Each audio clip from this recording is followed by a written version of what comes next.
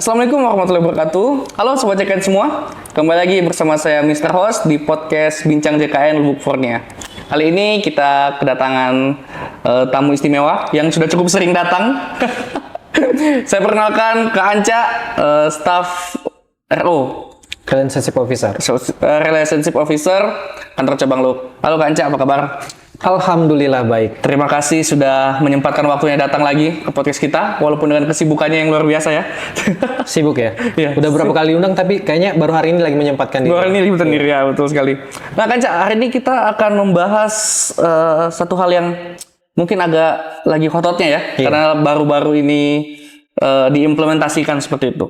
Nah, jadi tepat pada tanggal 1 Agustus 2024, BPJS Kesehatan bersama Kepolisian Republik Indonesia melakukan sebuah kolaborasi di mana mewajibkan semua permohonan SKCK atau surat keterangan catatan kepolisian untuk memiliki status kepesertaan aktif BPJS Kesehatan. Betul kan, Cak ya? Nah, status kepesertaan BPJS aktif ini, BPJS Kesehatan ini digunakan sebagai syarat untuk pembuatan SKCK yang ketentuannya itu tertuang dalam Peraturan Kepolisian nomor 6 tahun 2023 tentang penerbitan surat keterangan catatan kepolisian atau SKCK. Nah, Kaca, apa sih yang melatar belakangi diterbitkannya peraturan ini, di mana diwajibkan pemohon SKCK itu harus aktif sebagai peserta JKN, dan tujuannya apa sebenarnya dari penerapannya? Kalau SKCK ini kan sebelumnya sudah berjalan ya? Oh ya, sudah berjalan. Nah, kalau yang terbaru ini kan Propolsim. Oh, Propolsim. Ya. Jadi untuk kepengurusan SIP wajib melampirkan kepesertaan JKN-nya aktif. Okay. Nah, kalau untuk menanyakan latar belakang, nah BPJS Kesehatan ini kan sebagai badan penyelenggara yang ditunjuk langsung oleh Presiden, di mana ini memastikan bahwa seluruh masyarakat Indonesia itu sudah terdaftar BPJS Kesehatan dalam mendukung RPJMN. Rencana Pembangunan Jangka, saya coba lihat dulu, saya agak lupa soalnya. Oke. RPJMN, jadi Rencana Pembangunan Jangka Menengah Nasional, di mana cakupan kepesertaan di tahun 2024 itu harus 98%. Nah, salah satu dukungan untuk mendapatkan cakupan kepesertaan tersebut itu terbitlah Surat Instruksi Presiden. Itu nomor 1 tahun 2022. Nah, surat instruksi presiden ini ditujukan ke beberapa instansi. Itu kalau tidak salah ada 30 instansi. Salah satunya Polri. Nah, kalau yang belum sebelum-sebelumnya kan sudah jalan itu Kemenak, kayak misalnya kalau untuk naik haji, itu wajib melampirkan BPJS Kesehatan. Pertanahan ya kalau itu ya. Nah, untuk bulan November ini yang lagi hype-nya yang banyak ditanyakan masyarakat itu untuk peserta atau masyarakat untuk melakukan kepengurusan SIM itu wajib melampirkan kepesertaan JKN aktif seperti itu. Oke. Kalau untuk tujuan sendiri diterapkan peraturan ini atau seperti yang tadi dijelaskan itu ya, untuk mendukung presiden apa namanya? RPJMN. Iya, jadi tadi itu ya. mencapai cakupan kepesertaan 98% di tahun 2024 yang sebenarnya ini juga program JKN yang mencakup seluruh masyarakat kan? Iya. Seperti itu. Seperti yang diinstruksikan undang-undang ya, bahwa semua program masyarakat Indonesia wajib tergabung dalam program JKN. Benar sekali. Iya. Kemudian untuk penerapannya berarti ini sudah di seluruh Indonesia atau cuma di kabupaten kita saja, Kabupaten Banggai? Kalau untuk penerapannya sebenarnya di awal itu ada uji coba ya, pilot project di, kalau nggak salah itu di Polda Aceh, Sumatera Barat, ada 7 wilayah. Nah, jadi per tanggal 1 November itu diimplementasikan seluruh Indonesia. Seluruh Indonesia, termasuk Kabupaten Banggai ya? Kabupaten Banggai. Kabupaten Banggai yang menjadi kabupaten tempat kita. Nah, untuk kita bahas dulu yang SKCK nih. Nah, untuk permohonan SKCK ini bukti apa yang mereka harus bawa nih ke polisi, kalau misalnya kepolisian, kemudian untuk membuktikan bahwa mereka ini aktif Dan bagaimana cara mereka mendapatkan bukti kepesertaan aktif itu? Jadi ketika mereka mengajukan untuk kepengurusannya, jadi itu akan dilakukan pengecekan. Kalau misalkan ya si peserta tersebut belum memiliki aplikasi mobile JKN, itu dari kami sudah memberikan portal. Jadi untuk pengecekan hak akses kepesertaannya apakah aktif atau tidak. Dan itu menggunakan fakta integritas. Jadi setiap kepolisian itu sudah diberikan fakta integritas untuk mendapatkan hak akses untuk dalam melakukan pengecekan bahwa peserta itu aktif atau tidak, begitu. Tapi kalau misalkan masyarakat atau peserta sudah memiliki aplikasi mobile JKN, mereka tinggal menunjukkan saja kartu JKN case-nya. Oh iya, karena di situ kan kelihatan. Betul. Di situ bisa dilihat status kepesertaan ya melalui aplikasi mobile JKN. Nah, misalnya dalam kondisi masyarakat yang datang atau kepesertaannya ini nonaktif, itu tindak lanjutnya seperti apa? Kemudian pemohon yang belum memiliki atau belum terdaftar sama sekali peserta JKN itu bagaimana untuk tindak lanjutnya? Kalau misalkan ada kendala peserta dalam melakukan kepengurusannya namun kepesertaannya non-aktif ataupun tidak terdaftar, jadi kalau awal itu kan kami akan melakukan pendampingan. Pada saat implementasi awal, baik SKCK maupun yang sekarang sedang berjalan untuk SIM. Jadi 1 minggu awal itu kami lakukan pendampingan dan kami sudah membuatkan grup koordinasi. Jadi kalau misalkan ada kendala peserta non-aktif ataupun belum terdaftar, itu diedukasikan untuk melakukan pendaftaran ke kami, seperti itu. Nah kalau yang sekarang untuk SIM, itu ada pegawai BPJS langsung melakukan pendampingan. Jadi kalau misalkan ada kendala dari pihak BPJS Kesehatan melakukan edukasi kepada pesertanya.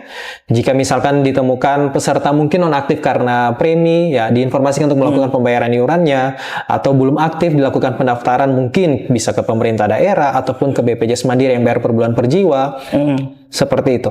Oke, berarti dilakukan pendampingan kepada peserta ini untuk segera melakukan pendaftaran seperti itu ya? Iya. Oke, baik. Karena nanti ke depannya ini kan cuma sampai tanggal 9 kalau untuk SIM ya, untuk pendampingan. Oh iya. Tapi kami sudah membuat grup koordinasi. Oh, ada grup koordinasinya juga yang sudah akan dibuat. Jadi kalau misalkan ada kendala di lapangan ditemukan, itu bisa disampaikan di grup tersebut. Seperti itu. Nah, berarti ini kan kalau tadi SIM ini dimulai kan 1 November ya, yang terbaru ini dan yang sedang dilakukan pendampingan.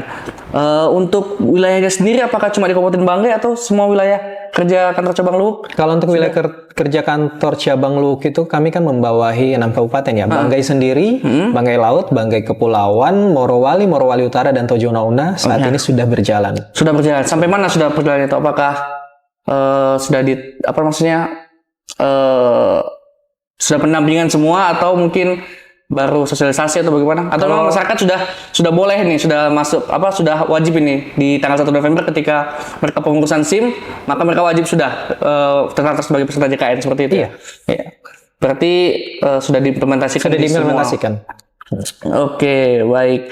Nah, Kanca, untuk manfaat yang dihasilkan dari penerapan peraturan ini bagi BPJS Kesehatan dan bagi Polri ini kira-kira apa ya? Kalau mungkin kita boleh tahu. Kalau untuk Polri sebenarnya kalau untuk BPJS Kesehatan kalau melihat ya, sampai ada itu tagline-nya itu saya lupa, tunggu saya coba baca dulu ya. Berkendara dengan aman, JKN aktif tetap diutamakan. Nah, kalau misalkan peserta mengalami kecelakaan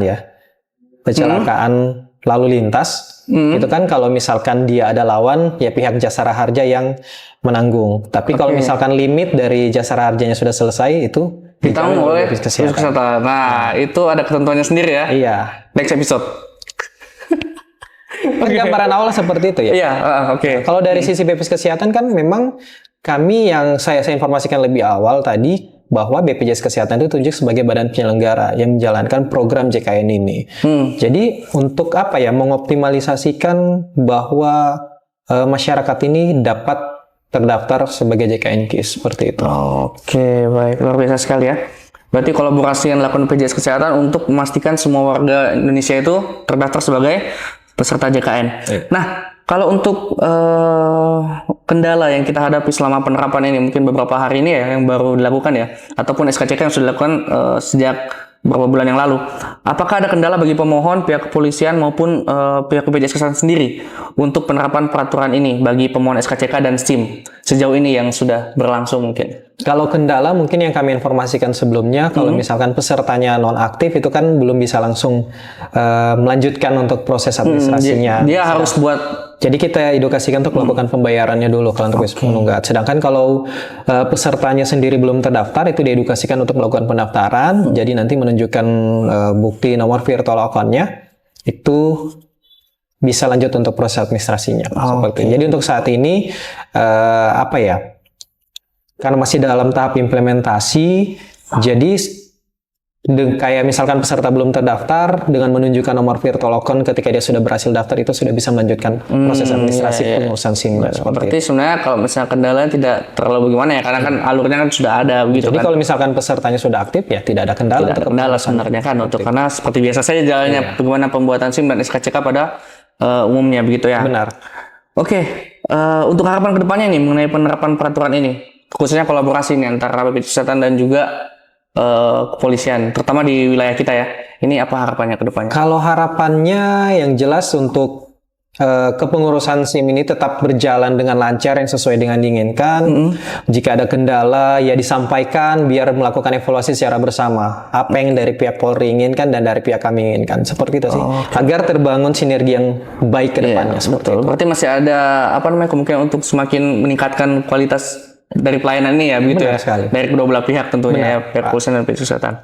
Baik, ya itu dia tadi ya teman-teman, sobat JKN semua, info terkait pengurusan SIM yang wajib melampirkan kepesertaan aktif, SIM dan SKCK ya, yang wajib melampirkan kepesertaan aktif dari program JKN. Jadi untuk masyarakat Banggai semua yang Kabupaten Banggai yang ingin mengurus SIM dan SKCK, jangan lupa dicek untuk keaktifan peserta JKN-nya. Jadi begitu saya mungkin Kanca. Terima kasih banyak untuk hari ini. Sama-sama Mr. Host. Iya, di next mungkin kita bisa ketemu lagi di pembahasan-pembahasan selanjutnya ya. Siap, nanti saya ditunggu undangannya. Oke, siap. Terima kasih. Baik, demikian podcast kita hari ini saya tutup. Assalamualaikum warahmatullahi wabarakatuh. Bye-bye.